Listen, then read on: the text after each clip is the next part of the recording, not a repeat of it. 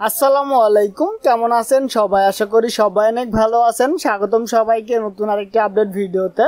এখানে দেখতে পাচ্ছেন এখানে একটি এন্ট্রি ফর্ম আছে। যদি আমরা এখান থেকে অ্যাড বাটনে ক্লিক দিই, এখানে দেখতে পাচ্ছেন আমাদের ডেটাগুলো অটোমেটিক্যালি অ্যাড হয়ে যাচ্ছে।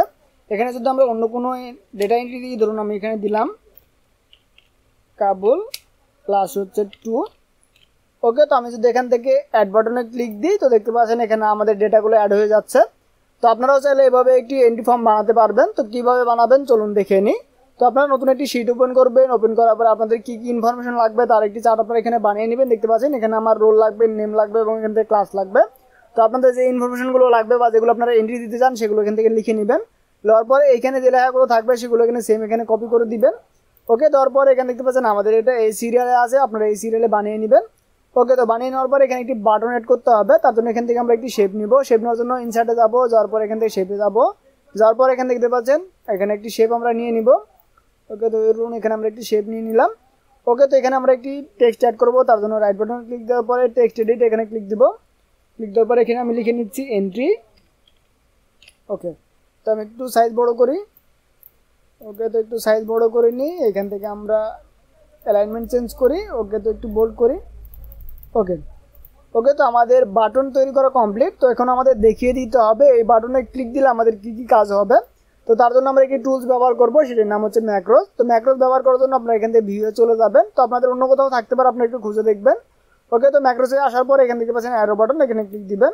ক্লিক দেওয়ার পর এখান থেকে পাচ্ছেন রেকর্ড ম্যাক্রোস, এখানে ক্লিক দিবেন। ক্লিক দেওয়ার পরে এমন একটি নেতা দেখতে পাবেন, এখানে দেখতে পাচ্ছেন ম্যাক্রোস নেম। এখান থেকে আপনারা একটি নাম দিয়ে দিবেন আপনাদের ইচ্ছা মতো। আমি এখান থেকে এন্ট্রি দিয়ে দিচ্ছি।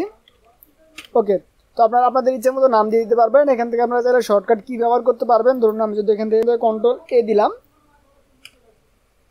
এই যদি আমরা এখানে দিই, আমাদের যদি আমরা কন্ট্রোল এ চাপি তাহলে আমাদের এখান থেকে অটোমেটিক অ্যাড হয়ে যাবে। ওকে, তো এখান থেকে আমরা ওকে বাটনে ক্লিক দিব।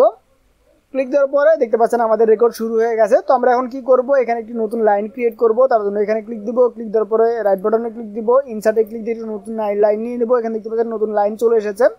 তো এখন আমরা এই তিনটাকে কপি করব। কপি করার পরে এখানে পেস্ট করে দিব। ওকে, তো পেস্ট করে দেওয়ার পরে আমরা এই লেখাটাকে ডিলিট করে দিব।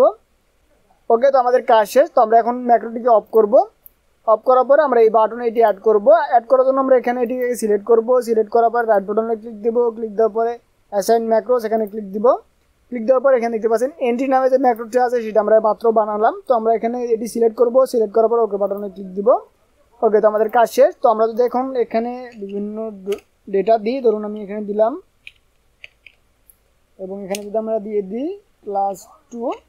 ওকে, তো আমি যদি এখন এন্ট্রি বাটনে ক্লিক দিই তাহলে আমাদের এটি অ্যাড হয়ে যাবে। দেখতে পাচ্ছেন এটি আমাদের অ্যাড হয়ে গেছে। এখানে আমরা চাইলে কিবোর্ড শর্টকাটও ব্যবহার করতে পারবো। ধরুন এখানে আমি দিলাম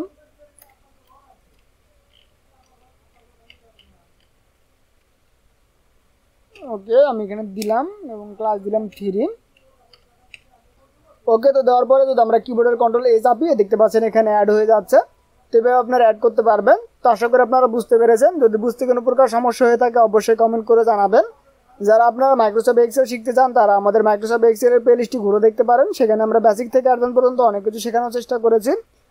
যদি বুঝতে কোনো প্রকার সমস্যা হয়ে থাকে অবশ্যই কমেন্ট করে জানাবেন। পরবর্তীতে কোন টপিকের উপর ভিডিও চান তা অবশ্যই কমেন্ট করে জানাবেন। তো আজকের ভিডিও পর্যন্তই, দেখাবে পরবর্তী ভিডিওতে। সেই ভিডিও দেখার আমন্ত্রণ জানিয়ে শেষ করছি আজকের ভিডিও। সবাই সুস্থ থাকবেন, ভালো থাকবেন। আল্লাহ হাফেজ।